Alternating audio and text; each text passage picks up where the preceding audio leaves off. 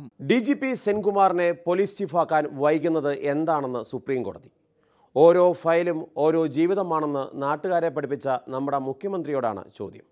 മൂപ്പരാകട്ടെ കോടതി കാര്യങ്ങൾക്ക് അത്ര പെട്ടെന്നൊന്നും മറുപടി കൊടുക്കാറില്ല. കഴിഞ്ഞ 6-7 മാസമായി മാധ്യമപ്രവർത്തകരെ കോടതിയിൽ കയറ്റാൻ പോലും തയ്യാറാകാത്ത മുഖ്യമന്ത്രിയാണ് ഇപ്പോൾ പോലീസ് ചീഫിന് കസേര വലിച്ചിട്ട് കൊടുക്കാൻ പറയുന്നത്. എന്നാലും പാവം ബെഹ്റയോട് ഇത് വേണമായിരുന്നോ എന്തോ. അപ്പോൾ സുപ്രീം കോടതി വിധി ആ നിലക്ക് തന്നെ സർക്കാർ കാണും. അതുമായി ബന്ധപ്പെട്ടുള്ള ചില കാര്യങ്ങൾ പരിശോധിക്കേണ്ടതായിട്ടുണ്ട്. ആ പരിശോധന സർക്കാർ നടത്തിക്കൊണ്ടിരിക്കുകയാണ്. ഈ വിധി ന്യായത്തിൽ പറയുന്നതനുസരിച്ചാണെങ്കിൽ ഇതിന് റിവിഷൻ ഹർജി സുപ്രീം കോടതിയുടെ വരാന്തയിൽ പോലും നിൽക്കില്ല എന്നുള്ളതാണ് യാഥാർത്ഥ്യം. ഞാൻ പുറത്തു നിന്നതാണ്.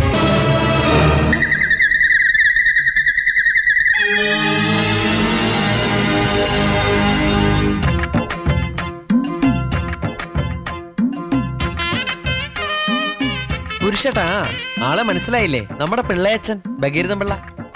നമസ്കാരം. സുപ്രീം കോടതിയുടെ വിധിയിൽ വ്യക്തത വരുത്തിക്കൊണ്ട് ഒരു ഹർജി സംസ്ഥാന ഗവൺമെൻറ് സമർപ്പിച്ചിരുന്നു.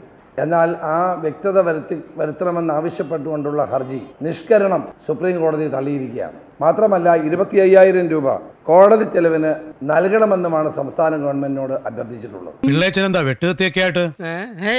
വെറുതെ ഇതുകൊണ്ടിപ്പം ശീമക്കൊന്നയുടെ കൊമ്പോ അടിക്കാട് വെട്ടാനോ കൊള്ളാം. തീരെ മൂർച്ചയില്ല. നല്ല മൂർച്ചയുണ്ട്, വെട്ടുപിള്ളച്ചാ. എന്നാ ഞാൻ പോയി അടിക്കാട് വെട്ടി വെച്ച് വരാം. ഹർജി എന്ന് പറയുന്നത് നിയമപരമായിട്ടുള്ള ഒരു എക്സർസൈസ് അല്ലേ ഗവൺമെന്റിന്റെ? അതെന്തിനാ അത് വേണ്ടെന്ന് വെക്കുന്നത് നമ്മൾ? കാരണം 25,000 രൂപ സംസ്ഥാനത്തെ ജനങ്ങളുടെ പണം ഇപ്പോൾ കോടതി കെട്ടിവെക്കേണ്ട സ്ഥിതിയിലേക്കാണ് എത്തിയിരിക്കുന്നത്. സാധാരണ നിലയിലുള്ളതാണ്. ഒരു പെറ്റീഷനുമായി ബന്ധപ്പെട്ടുകൊണ്ട് പെറ്റീഷൻ ഡിസ്മിസ് ചെയ്യുന്ന സമയത്ത് അതിന്റെ കോസ്റ്റ് കൊടുക്കാൻ വേണ്ടി പറയൂ. ഇവിടെ വല്ലാത്തൊരു ചൊറിച്ചില്. ഒന്ന് ചൊറിഞ്ഞേ പുരുഷട്ടോ. ഒരു വെടിക്കൊള്ള ഉണ്ടാക്കാ തോക്കലുണ്ടാവൂല്ലേ? നിറച്ച തോക്കാ. ചൊറിയാ. ഈ പൊല്ലാപ്പുരമെല്ലാം പോകേണ്ട വല്ല കാര്യമുണ്ടോ? അന്ന് തന്നെ സുപ്രീം കോടതി ഉത്തരവ് നടപ്പാക്കിയാൽ പോരെ? ഇതാരോടുള്ള വിരോധമാണ്? എന്തിനാണ് ഇത്ര വലിയ ധാർഷ്ട്യം? മുഖ്യമന്ത്രിയുടെ ധാർഷ്ട്യത്തിന് ഏറ്റവും വലിയ തിരിച്ചടിയാണിത്. അറിയാത്ത പിള്ള ചൊറിയുമ്പോൾ അറിയും. മുഖ്യമന്ത്രിയുടെ ധാർഷ്ട്യവും സ്വേച്ഛാധിപരമായ തീരുമാനവുമാണ് ഈ പിഴയെടുക്കാനുള്ള ശിക്ഷയ്ക്ക് കാരണമായി തീർന്നിട്ടുള്ളത്. എന്ന് വെച്ചാൽ ഏതൊന്നാണോ ആരോഗ്യത്തെ ഉണ്ടാക്കുന്നത് അതാണ് യുക്തമായ ഔഷധം. ഏതൊരുവനാണോ രോഗത്തിൽ നിന്ന് മോചിപ്പിക്കുന്നത് അവനാണ് ഉത്തമ വൈദ്യൻ. കിഴക്കേ മുറിയുടെ ചവിട്ടിത്തിരുമും ആട്ടിൻ ചോരയുമാണ് എന്റെ ഔഷധം. ശകലകലാവല്ലഭൻ. പക്ഷെ വകടിരിവ് വട്ടപൂജ്യം. താൻ പോയി വകടിരിവ് പഠിച്ചിട്ടുവാ. ക്ലാരിഫിക്കേഷൻ ചോദിക്കാനുള്ള ഗ്രൗണ്ട് ഉണ്ട് എന്നുള്ളത് കൊണ്ടാണ് ബഹുമാനപ്പെട്ട സുപ്രീം കോടതി അത് സ്വീകരിച്ചിട്ടില്ല. സാധാരണ നിലയിലുള്ളൊരു പ്രക്രിയല്ലേ അത്. അതിൻ്റെ അകത്ത് അപ്പുറത്ത് എന്താ ഉള്ളത്? അയാളെ വീഴ്ത്താൻ ഞാൻ പോയാലേ ശരിയാവുള്ളൂ, വേറെ ആരും പോകണ്ട. എന്തൊരു ബഹളമായിരുന്നു. ഇപ്പൊ എന്തായടാ? അയാളെ വീഴ്ത്തി, വഴിയെ പോയവരെയും വീഴ്ത്തി, നീയും വീണ് വയറും കയറിയപ്പോ സമാധാനമായല്ലോ. പക്ഷേ സെൻകുമാർ പോലീസ് ചീഫായി, ബെഹ്റ വിജിലൻസ് ഡയറക്ടർ. പണി കിട്ടിയത് എല്ലാം ശരിയാക്കാൻ വന്ന പാവം ജേക്കബ് തോമസിനാണ്. സ്വയം ചുവപ്പ് കാർഡ് കാണിച്ച് കളം വിട്ട ചരിത്രത്തിലെ ആദ്യത്തെ തന്നെ പ്ലെയറാണ് അദ്ദേഹം. എന്താണെന്താ, നിന്നെ ഒരു നിമിഷം കാണാതെ എനിക്ക് കഞ്ഞി കുടിക്കാൻ പോലും കഴിയില്ല. പക്ഷെ എന്ത് ചെയ്യാം? അമ്മാവൻ പണവുമായി വരുന്നവരെ നീ ഇവിടെ നിൽക്ക്. ഇവിടെ നിൽക്ക്. കഷ്ടം തന്നെ മുതലാളി, കഷ്ടം തന്നെ. വെറും ഒരു പണിക്കാരനായി എന്നെ പോലും പിരിഞ്ഞിരിക്കാൻ പറ്റാത്ത മുതലാളിക്ക് സ്വന്തം അനന്തരവരെല്ലാം പിരിഞ്ഞിരിക്കാൻ പറ്റും മുതലാളി. ഓഹോ, നിന്നെ പിരിഞ്ഞിരുന്നാലും ഇയാൾക്ക് വേദനിക്കുമല്ലേ? എന്നാ നീ ഇവിടെ നിൽക്ക്. അയ്യോ അത് വേണ്ട. എന്താ? എനിക്ക് മുതലാളിനെ പിരിഞ്ഞിരിക്കാൻ പറ്റില്ല. സാരമില്ല രമണ, നിന്നെ പിരിയുന്ന ദുഃഖം ഈ മുതലാളി സഹിച്ചോളാം. മുതലാളി സാബ്, ഞാൻ ബോട്ടും കൊണ്ട് പോകുന്നേ ഉള്ളൂ. എന്റെ ജീവന്റെ ജീവനും ഇവിടെയാണ്. ഞാനിതെങ്ങനെ സഹിക്കും? അങ്ങനെ ഇരിക്കും എന്നോട് കളിച്ചാൽ. ഞാൻ പോയി വരട്ടെ മക്കളെ. 2-ാം തീയതി വരാം. ഏത് മാസം? എല്ലാ മാസവും 2-ാം തീയതി ഉണ്ടല്ലോ. മക്കളെ, ഞാൻ വാക്ക് കൊടുത്തുപോയി. തുടർച്ചയായ തിരിച്ചടികൾ ആരെയും അന്ധവിശ്വാസിയാക്കും. സർക്കാരിൻ്റെ സമയം തീരെ ശരിയല്ലെന്ന് പ്രതിപക്ഷത്തിന് വരെ തോന്നിത്തുടങ്ങി. കാരണം എന്തു ചെയ്താലും ഒരു കുരിശാകുവാണ്. മരുമോനൊരു ജോലി വാങ്ങിക്കൊടുത്താൽ കുഴപ്പം, ഫോണിൽ സ്വകാര്യ സംഭാഷണം നടത്തിയാൽ കുഴപ്പം, എന്തിന് മണിയാശാനൊന്നും മൂളിയാൽ മതി അപ്പം കുഴപ്പം. ചുരുക്കത്തിൽ ശത്രുക്കൾ പറയുന്ന പോലെ പിണറായി സർക്കാരിന് അത്ര നല്ല സമയമല്ലെന്നാണ് തോന്നുന്നത്. ഇത് തിരിച്ചറിഞ്ഞ ജ്യോതിഷികൾ നൽകുന്ന ഉപദേശം സർക്കാർ കേൾക്കണം. എന്തായാലും മുഖ്യമന്ത്രിക്ക് കുറേ ഉപദേശകർ ഉണ്ടായിട്ടും സർക്കാരിന് അധോഗതിയാണ്. അപ്പോൾ പിന്നെ പ്രതിപക്ഷത്തിൻ്റെ ഉപദേശം കൂടി അങ്ങ് കേട്ടേക്കാം.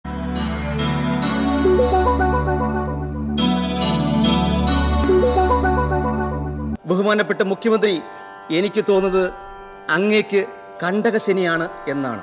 എനിക്ക് തോന്നി ഗവൺമെന്റിന് ഏതാണ്ട് കണ്ടകശനിയാണെന്ന് എൻ്റെ അഭിപ്രായം. പലർക്കും ശനി ഗുണവും ദോഷവും കൂടെ ചെയ്യുന്നുണ്ട്. കണ്ടകശനി കൊണ്ടേ പോകൂ എന്നാണ് ജ്യോത്സ്യന്മാർ പറയുന്നത്. കണ്ടകശനിയുടെ അപകാരത്തിൽ സാർ, ഇതുമൂലം താഴെ പറയുന്ന ദോഷങ്ങൾ ഉളവാകും എന്നുള്ളത് ഉറപ്പല്ലേ? ഒന്ന്, വീഴ്ച. ഒരു പൊതുമേഖലാ സ്ഥാപനത്തിന്റെ MD ആയി നിശ്ചയിച്ച നടപടി തനിക്ക് സംഭവിച്ചൊരു തെറ്റാണ് എന്ന് ജയരാജൻ സെക്രട്ടേറിയറ്റ് യോഗത്തിൽ തുറന്ന് സമ്മതിക്കുകയുണ്ടായി. മനോവേദന. ബഡ്ജറ്റിന് ഒരു സാങ്ക്ടിറ്റി വേണ്ടേ? ഇനി തോമസ് ഐസക്ക് വായിക്കാനുള്ളതെല്ലാം ഞാൻ വായിക്കാം. ഇതെല്ലാം കിട്ടിക്കഴിഞ്ഞു. തൊഴിൽ വിട്ടുനിൽക്കുക. ഓരോ ദിവസവും ഒരു പുതിയ ആകാശവും പുതിയ ഭൂമിയല്ലേ. അച്ഛൻ പോവാണ് മക്കളെ.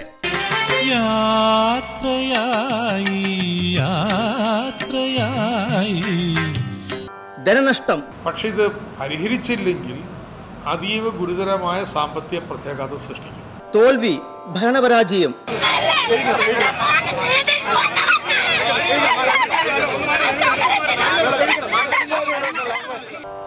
നിത്യോപയോഗ സാധനങ്ങളുടെ വില വർധനവ്, കുടിവെള്ളമില്ല. ഇല്ലെന്ന്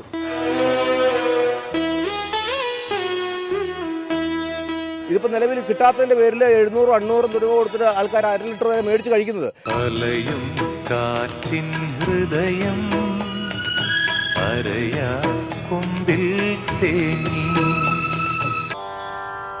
ഞാൻ പറഞ്ഞു ഇതിപ്പോ ഒരു ഗതികെട്ട് ഒരു വയസ്സ് മുതൽ 80 വയസ്സ് 85 വയസ്സ് വരെയുള്ള സ്ത്രീകൾക്ക് ജീവിക്കാൻ പറ്റുകയില്ല. മാനഹാനി. സ്ത്രീകൾക്കും കുട്ടികൾക്കും നാട്ടിൽ ജീവിക്കാൻ പറ്റാത്ത അവസ്ഥ. കൊടിയ ജലദൗർബല്യം, ക്രിമിനൽ കേസുകൾ പെരുകൾ, മന്ത്രിമാർ അലസന്മാരാകുക.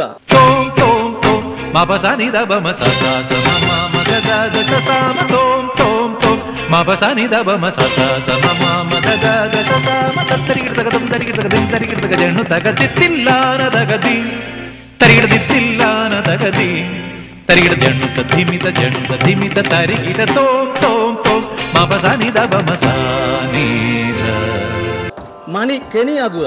പെമ്പളെ ഒരുമ നടന്നു. അന്നും കുടിയും സകല വൃത്തികളും നടന്നിട്ടുണ്ട് അവിടെ. ആ വനത്തിൽ അടുത്തുള്ള കാട്ടിലായിരുന്നു പണി എന്ന്. ഇതിപ്പോ ഒരു ഗതികേടാണ്. എന്ത് പറ്റിയെന്ന് ചോദിച്ചാൽ ഇത് കണ്ടകശനി തന്നെയാണ്. അലസത, അഹങ്കാരം എന്നിവയാണ് ഇതിന്റെ പ്രധാന ലക്ഷണങ്ങൾ. സാർ, ഇതിന് പ്രതിവിധിയുണ്ട്. ഇത് തൽക്കാലത്തേക്കെങ്കിലും തരണം ചെയ്യണമെങ്കിൽ ചില പ്രതിവിധികൾ കൂടി ഞാനിവിടെ പറയുകയാണ്. ശനിയാഴ്ച ഉപവസിക്കണം. ഇരുമ്പിന്റെ മോതിരം കയ്യിൽ ധരിക്കുക. മന്ത്രി മണി അതിന്റെ ആവശ്യമില്ല. ഇരുമ്പിന്റെ താക്കോൽ കൂട്ടം പിടിച്ചാലും മതി. പ്രതിപക്ഷത്തെ കേൾക്കുക. വെറുതെ ബഹളം വെക്കാൻ പഠിച്ചാൽ മാത്രം പോരാ. ഇവിടെ പറഞ്ഞില്ലേ ഭയപ്പെടുത്താൻ നോക്കണ്ടെന്ന്.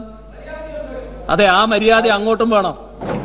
ആദ്യം മര്യാദക്ക് സംസാരിക്കാൻ ശീലിക്കണം. ഞാൻ ചോദിക്കട്ടെ, നമ്മുടെ കോടിയേരി 5 വർഷം ആഭ്യന്തരം കൈകാര്യം ചെയ്തിട്ട് ആരും പരാതി പറഞ്ഞില്ലല്ലോ.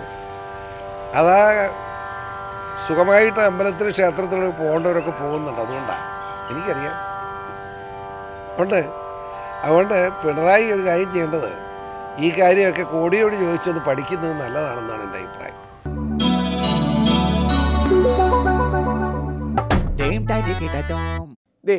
ഇത്രയും കാലം മാണിസാറ എന്ന് വിളിച്ച നാവുകൊണ്ട് വേറെയൊന്നും വിളിപ്പിക്കരുതെന്ന താക്കീതാണ് കോട്ടയത്തെ കോൺഗ്രസ് നേതാക്കൾ പറയുന്നത്.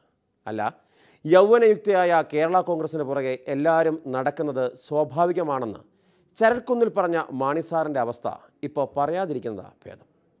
മലപ്പുറത്ത് ലീഗുമായി, കോട്ടയത്ത് CPI-യുമായി, ചങ്ങനാശ്ശേരിയിൽ കോൺഗ്രസുമായി, കോഴഞ്ചേരിയിൽ BJP-യുമായി, എന്തിന് കണ്ണിൽ കണ്ട എല്ലാവരുമായി സുന്ദരിയായ കേരള കോൺഗ്രസ് ബന്ധം സ്ഥാപിച്ചു കഴിഞ്ഞു.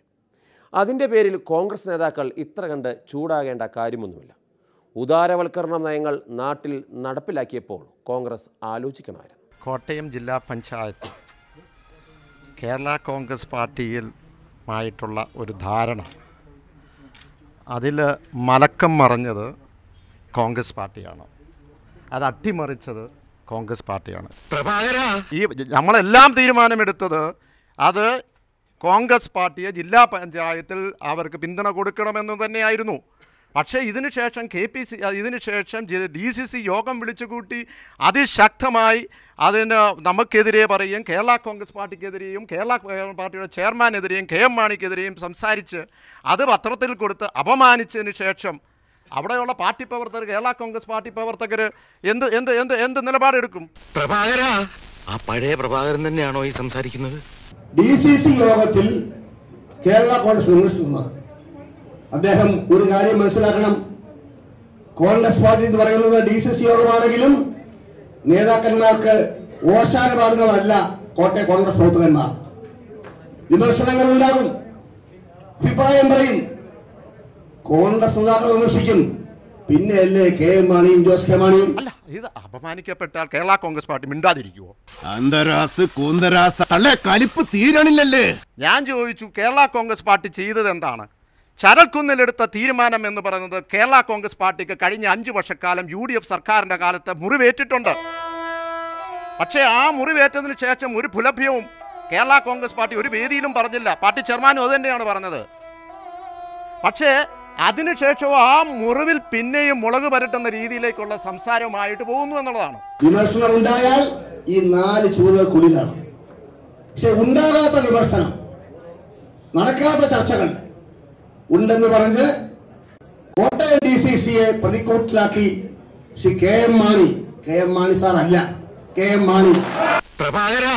ആ പഴയ പ്രഭാകരൻ തന്നെയാണോ ഈ സംസാരിക്കുന്നത്? കേരള കോൺഗ്രസ് എന്തോ കരാർ ലംഘനം നടത്തി എന്ന് പറഞ്ഞ് ഞങ്ങൾക്കെതിരെ ഇങ്ങനെ പ്രതിക്കൂട്ടി നിർത്തി ഞങ്ങളെ വിശ്വസിക്കാൻ കൊള്ളാത്ത കക്ഷിയാണ് എന്ന് പറഞ്ഞ് ഇപ്പം കോൺഗ്രസ് നേതാക്കന്മാർ ഇറങ്ങിയിരിക്കുന്നത് മലർന്ന് കിടന്ന് തുപ്പുന്ന തുല്യമാണ്. ചതിയൻ ചന്തു പോലും ഇത്രയും ചെയ്തിട്ടില്ല എന്നുള്ളതാണ് എൻ്റെ പക്ഷം. കോട്ടയം DCC ചോദിച്ചു വാങ്ങിയതായത്. കാരണം ഞങ്ങളെപ്പോഴും UDFിനോട് അന്ധമായ ഒരു എതിർപ്പോ അന്ധമായ ഒരു അകൽച്ചയോയില്ല. മാണിസാറിനെ പൂർണ്ണമായും സംരക്ഷിച്ചുകൊണ്ട് കൈവെള്ളയിൽ വെച്ചുകൊണ്ടാണ് നടന്നത് 5 വർഷക്കാലം. അതിനെ യാതൊരു മടിയും കൂടാതെ ലംഘിച്ച രാഷ്ട്രീയ വഞ്ചന എന്ന് പറഞ്ഞാൽ അത് ഏറ്റവും മിതമായ ഭാഷയാണ്. ഉമ്മൻചാണ്ടി സാർ ഉൾപ്പെടെയുള്ള കോട്ടയത്തെ കോൺഗ്രസ്സുകാർ ഒരു കാര്യം മനസ്സിലാക്കണം. ഒരവസരം കിട്ടുമ്പോൾ ഒരു പണി തിരിച്ചു തരുമെന്ന് മാണി സാർ പല വട്ടം പറഞ്ഞിരുന്നു. എന്തിന്? ദിനദരികിടതവും ആദ്യമേ ഇത് പറഞ്ഞിരുന്നു. സംശയമുള്ള കോൺഗ്രസ്സുകാർ ഇത് കേട്ടുനോക്കും. രാഷ്ട്രീയത്തിൽ ചില ചുവടുവെപ്പുകളൊക്കെ ഉണ്ട്. എടുത്തോ പിടിച്ചോ എന്ന് പറഞ്ഞിട്ട് ഒന്നും ചെയ്യരുത്.